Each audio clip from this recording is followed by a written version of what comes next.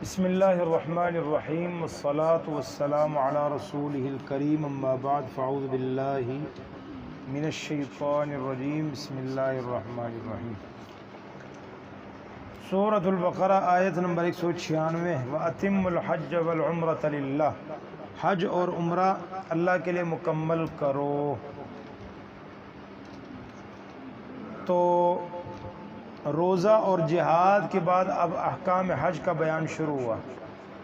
تو اللہ سبحانہ و تعالیٰ نے حکم دیا کہ جب حج اور عمرہ میں سے کسی کی ابتدا کرو تو تمام شرائط اور اعمال کے ساتھ اسے پورا کرو۔ للہ، واتمو، پورا کرو حج اور عمرہ کو اللہ کے لیے۔ للہ اس لیے کہا کہ مشرکین حج اور عمرہ کے بعض اعمال کے ذریعے اپنے بتوں کا تقرب حاصل کرتے تھے، تو اس لیے اللہ سبحانہ و تعالیٰ نے مسلمانوں سے کہا کہ حج اور عمرہ کے تمام اعمال صرف اللہ کی رضا کے لیے ادا ہونے چاہیے۔ تو حج اور عمرہ کے اعمال اللہ سبحانہ و تعالیٰ کے لیے مکمل کرو۔ تو فَإِنْ أُحْصِرْتُمْ فَمَا اسْتَيْسَرَ مِنَ الْهَدْيِ۔ فَإِنْ أُحْصِرْتُمْ، اگر تم روک دیے جاؤ تو فَمَا اسْتَيْسَرَ، جو میسر ہو، تو قربانی سے جو بھی میسر ہو وہ قربانی کرو۔ لیکن وَلَا تَحْلِقُوا رُؤُوسَكُمْ، نہ تم اپنے سروں کو مڈاؤ، حتیٰ یہاں تک یبلغ الہدی، پہنچ جائے قربانی اپنے حلال ہونے کی جگہ کو۔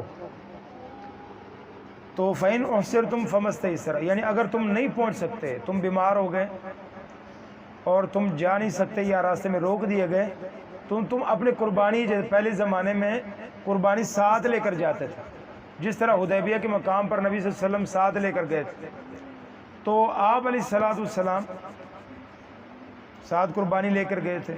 تو پہلے زمان لوگ اپنے قربانی ساتھ لے کر جاتے تھے، اب تو یہ سہولت وہاں موجود ہے۔ تو اگر تم روک دیے گئے ہو تو کسی کے ہاتھ قربانی پہنچا دو۔ تو یعنی وہیں قربانی کرو، اگر تمہیں روک دیا جائے وہیں قربانی، جو میسر قربانی کر لو۔ لیکن دوسری صورت یہ ہے کہ اگر تم ویسے ہی بیماری کی صورت میں امن ہے لیکن تم جا نہیں سکتے، تو ایسی صورت میں کیا کرو،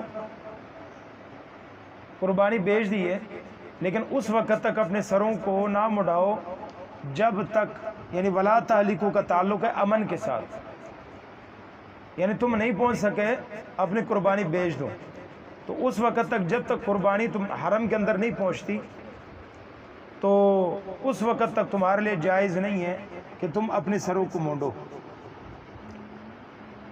فمن کان منکم مریضا، پس جو کوئی تم میں سے مریض ہو، او بھی عدم من رأسہ، یا اسے کوئی تکلیف ہو اس کے سر میں، اسے کوئی تکلیف ہو اس کے سر میں، تو ایسی صورت میں کیا کرنا ہے، ففدیۃ، پس فدیہ دینا ہے، من صیام، روزوں سے، او صدقۃ، یا صدقہ کرنا ہے، او نسک، یا قربانی کرنا ہے۔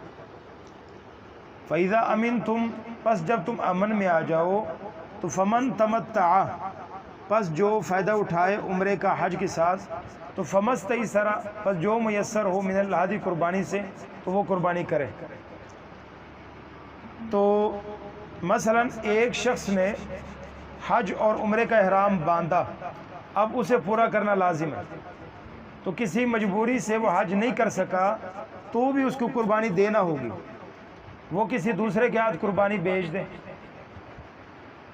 خود تو نہیں جا سکا لیکن اپنے قربانی کسی دوسرے کے ہاتھ بیچ دے اور اسے تاکید کر دے کہ وہ مناسب وقت پر اس کی طرف سے قربانی کر دے قربانی کو، اور جس وقت تک اسے یہ یقین نہ ہو جائے اس وقت تک اس کی قربانی ہو چکی ہوگی تب تک وہ اپنے سروں کو نہ مڑائے۔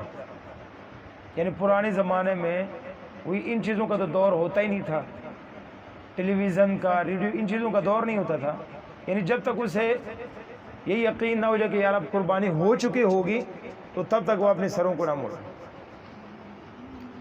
تو ایسی قربانی کو دم احصار کہتے ہیں، جو حج اور عمرہ سے روکنے کی وجہ سے لازم ہوتی۔ تو کعب بن عجرہ رضی اللہ تعالیٰ عنہ فرماتے ہیں کہ ہم حدیبیہ میں رسول اللہ صلی اللہ علیہ وسلم کے ساتھ تھے، احرام باندھے ہوئے تھے، لیکن مشرکین نے ہمیں عمرہ کرنے سے روک دیا۔ میرے بال لمبے تھے اور جوئیں میرے منہ پر گر رہی تھی۔ آپ علیہ السلام میرے پاس سے گزرے، فرمایا کہ کیا سر کی جوئیں تمہیں تکلیف پہنچا رہی ہیں؟ اتنے جوئیں ہیں، تکلیف ہو رہی ہے؟ تو میں نے عرض کیا جی ہاں اللہ کے نبی علیہ السلام۔ تو تب یہ آیت نازل ہوئی فمن کان منکم مریضا، جو تم میں سے مریض ہو یا اسے کوئی سر میں تکلیف ہو تو وہ کیا کرے؟ وہ فدیہ دے، روزے کا فدیہ دے یا صدقہ کرے یا قربانی کرے۔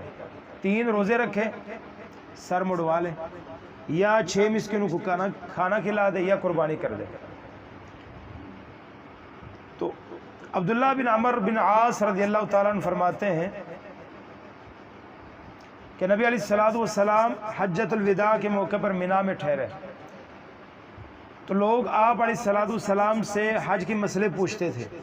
ایک شخص آپ کے پاس آیا، اس نے کہا کہ مجھے یاد نہیں رہا، میں نے قربانی سے پہلے سر مڑا دیے، پہلے قربانی کرنا چاہیے پھر سر مڑانا چاہیے، لیکن مجھے یاد نہیں رہا، میں نے سر پہلے مڑا لیا، قربانی بعد میں کر لی۔ تو آپ علیہ السلام نے فرمایا اب قربانی کر لو، کوئی حرج نہیں ہے، قربانی کر۔ ایک اور شخص آیا، وہ کہنے لگا اللہ کے نبی علیہ السلام مجھے یاد نہیں رہا، میں نے کنکریاں مارنے سے پہلے قربانی کر لی، یعنی پہلے جو کام کرنا چاہیے تھا وہ کام میں نے بعد میں کیا ہے، اور جو پہلے کرنا چاہیے تھا یعنی ترتیب الٹ ہو گئی۔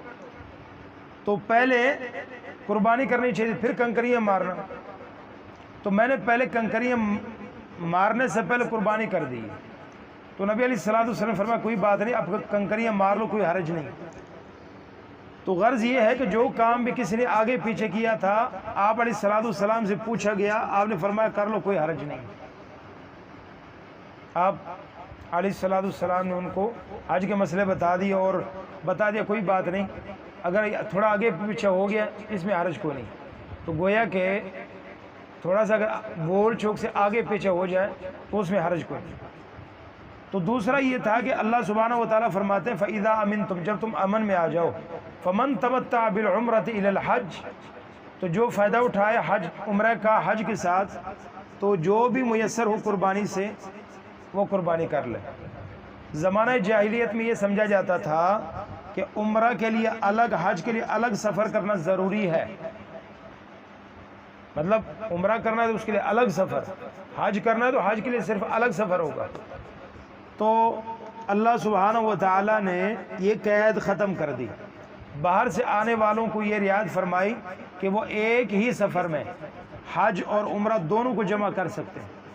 البتہ جو لوگ مکہ میں یا اس کے آس پاس میقاتوں کے حدود کے اندر رہتے ہیں انہیں اس رعایت سے مستثنیٰ کر دیا، ہاں وہ الگ الگ سفر کر دیں، ان کے لیے حرج کوئی نہیں، لیکن جو باہر سے دور سے آئے وہ ایک ہی سفر میں حج اور عمرہ دونوں کی نیت کر سکتے ہیں۔ تو فَمَن لَّمْ يَجِدْ فَصِيَامُ ثَلَاثَةِ أَيَّامٍ فِي الْحَجِّ، اب جو باہر سے آئے، باہر سے آنے والوں میں سے کسی کے پاس اگر قربانی میسر نہیں ہے، اس کے پاس قربانی نہیں ہے تو وہ کیا کرے؟ فَصِيَامُ ثَلَاثَةِ أَيَّامٍ فِي الْحَجِّ، 3 روزے حج کے دنوں میں رکھے، وَسَبْعَةٍ إِذَا رَجَعْتُمْ، 7 روزے گھر میں آ کے رکھے۔